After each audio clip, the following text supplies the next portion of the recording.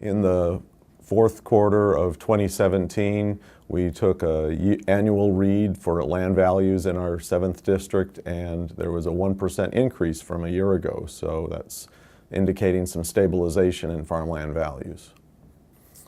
Land values had been decreasing for 3 years, so an increase of 1% in the 2017 numbers is a bit of a change, and it's helpful for the asset base of agriculture in the district going forward. The bottom line for agriculture right now is that a lot of the crop and livestock prices have been down from where they were in the last 5 to 10 years when there was a bit of an increase in the stream of farm income, and now we're dealing with very tight margins and a much more challenging environment that's holding down land values, but now we've at least had a little bit of a return to a small increase. There are certainly some credit troubles brewing in the agricultural community as the repayment rates for non-real estate farm loans have been dropping from a year ago for a number of quarters now, and we've seen an increase in the delinquency rates that are showing up. And so it kind of comes down to that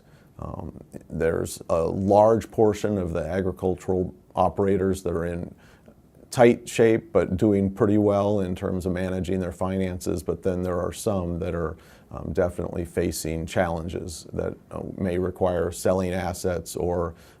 ceasing operations. The biggest factor in the current conditions of agricultural operators is just the decrease in corn and soybean prices that has occurred over the last 4 or 5 years from very, very high levels relative to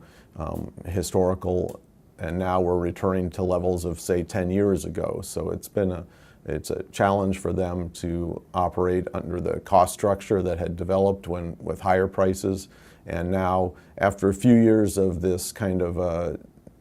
reevaluation of the cost structure, some of the operations are getting back in better shape going forward, but at the same time it's very small profits. Cattle and hog producers had an increase in their prices, so those were